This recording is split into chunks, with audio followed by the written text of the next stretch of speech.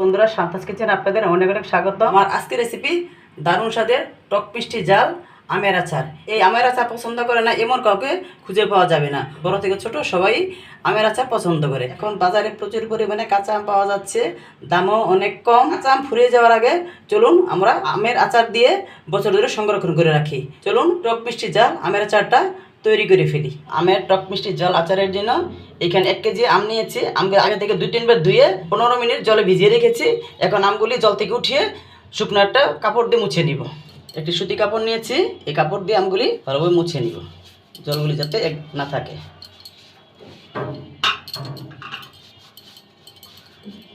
আমগুলি শুকনো সুতি কাপড় দিয়ে মুছে নিয়েছি। এখন আমগুলি খোসা ছাড়িয়ে টুকরো করে কেটে নিব। আমের খোসা ছাড়িয়ে নিচ্ছি।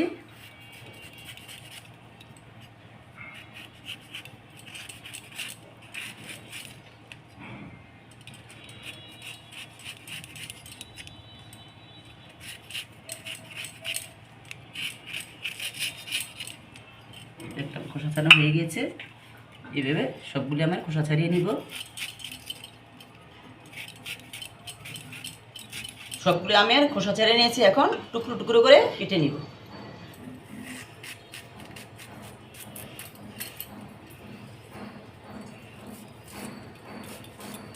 এবার লম্বা লম্বা করে কেটে নিব।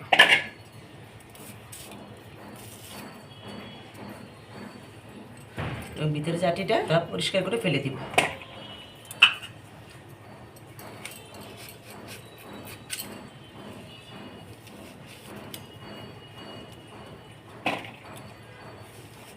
সবগুলি আম খোসা ছাড়িয়ে লম্বা লম্বাভাবে টুকরো করে নিয়েছি। বন্ধুরা, আপনারা আম সবসময় একটু আটিটা শক্তর মধ্যে নেবেন। যদি এই যে এইরকম যদি নরম নেন তাহলে আচার করার সময় আমগুলি গলে যেতে পারে। এখন আমের এই টুকরোগুলির মধ্যে হলুদ দিয়ে দিব। হলুদ দিয়ে আমগুলি ভালোভাবে মেখে দিব।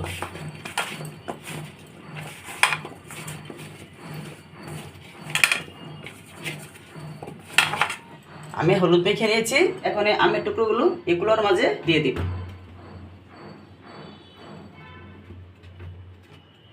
ফাঁকা ফাঁকা করে দিব।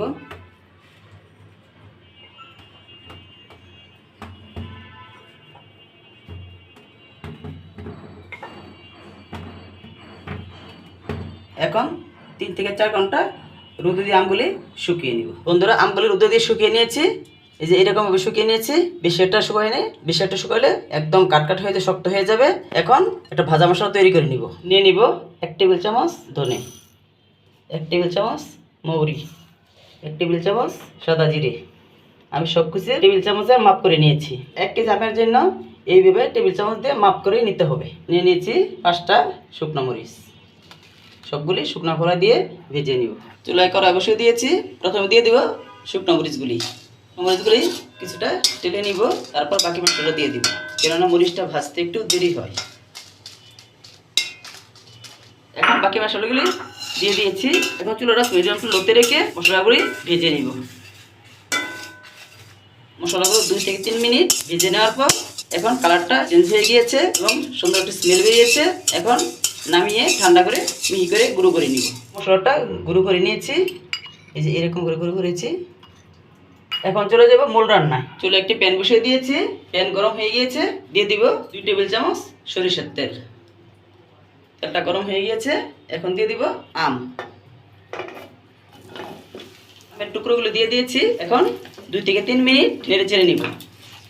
আমার মধ্যে যে জল ভাবটা থাকে সেটা যাতে টেনে নেয়।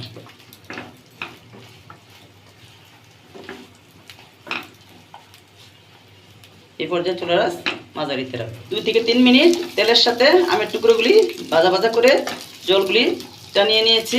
এখন দিয়ে দিব চিনি। এখানে 400 গ্রাম চিনি নিয়েছি। 1 কেজি আমের জন্য 400 গ্রাম চিনি পারফেক্ট। আপনার যদি মিষ্টি আচার পছন্দ করেন তাহলে চিনিটা একটু বাড়িয়ে দিতে পারেন, আর যদি তেমন মিষ্টি পছন্দ না করেন তবে চিনিটা কমিয়ে দিতে পারেন। এখানে 400 গ্রাম চিনি নিচে দিয়ে দিব। এই পর্যায়ে চুলার আঁচ লোতে করে দিয়ে 2 থেকে 3 মিনিট নেড়ে চেড়ে চিনির সাথে আমগুলি মিশিয়ে নিব।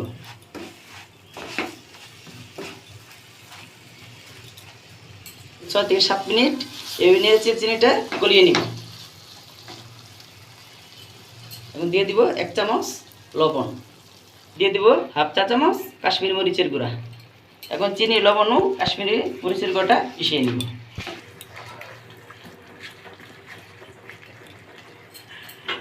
চিনিগুলি গলতে শুরু করেছে। এখন 6 থেকে 7 মিনিট ঢেকে চিনিগুলো ভালোভাবে গলিয়ে নিব। 6 থেকে 7 মিনিট রান্না করার পর চিনিটা একদম গলে গিয়েছে। দেখুন বন্ধুরা, কালারটা কত সুন্দর এসেছে। আমি কাশ্মীরি মরিচের গুঁড়ো দিয়েছি কালার আসার জন্য, জালের জন্য না। দেখুন বন্ধুরা, চিনিটা গলে কি জল উঠেছে। আমি আলাদা জল দিব না, যে জল উঠেছে এই জলই আমটা সিদ্ধ করে আচার করে নিব। আবারও 8 থেকে 10 মিনিট রান্না করতে থাকবো। নেড়ে দিব।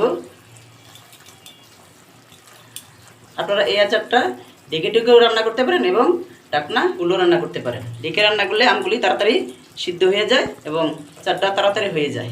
এখন আর ঢাকনা দিব না।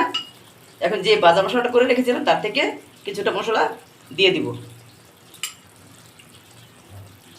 এরপর যে মশলাটা দিলাম যাতে আমের ভিতরে ভালোভাবে মশলাটা ঢুকতে পারে। বানানোর শেষ পর্যায়ে দেওয়া যায়, কিন্তু এই পর্যায়ে দিলে আমের ভিতরে মশলাগুলো ভালোভাবে ঢুকে এবং তার স্বাদে হয় অসাধারণ। আবারও 10 থেকে 15 মিনিট রান্না করে দিব। আবারও 10 থেকে 12 মিনিট রান্না করার পর আচারটা আমার হয়ে আসছে। এখন দেখে নিব আমগুলি সিদ্ধ হলো কিনা একটি চাকুর সাহায্যে। আমটা সিদ্ধ হয়ে গিয়েছে। এখন দিয়ে দিব 1 চামচ ভিনেগার। এই ভিনেগারটা দিলে এটা অনেক দিন পর্যন্ত ভালো থাকে। আচারটা আমার হয়ে গিয়েছে। এখন বাকি মশলাটা দিয়ে দিব।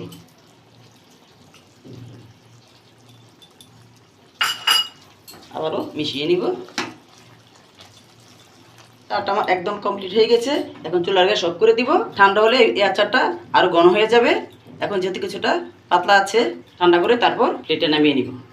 আমের আচারটা কিছু ঠান্ডা হয়ে গেছে। দেখুন বন্ধুরা, অনেকটা ঘন হয়ে যাচ্ছে। এখন একটি প্লেটে নামিয়ে নিব।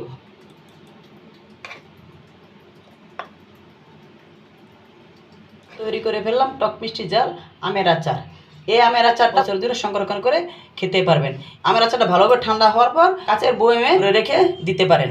কাচের বয়মটা ভালোভাবে শুকনো কাপড় দিয়ে মুছে তারপরে রেখে দেবেন, যাতে একটু জল না থাকে। আচারে জল থাকলে আচারগুলি নষ্ট হয়ে যায়। যদি সম্ভব হয় তবে মাঝে মধ্যে রুদে দিয়ে নিতে পারেন। আশা করি রেসিপিটা আপনাদের কাছে ভালো লেগেছে। যদি ভালো লেগে থাকে তবে লাইক কমেন্ট শেয়ার করে দেবেন। এইরকম আরও নতুন নতুন রেসিপি পেতে চ্যানেলটি সাবস্ক্রাইব করে পাশে থেকে বেল আইকন ক্লিক করে দিবেন। দেখা হচ্ছে পরের ভিডিওতে। সেই পর্যন্ত সুস্থ থাকুন, ভালো থাকুন, ধন্যবাদ।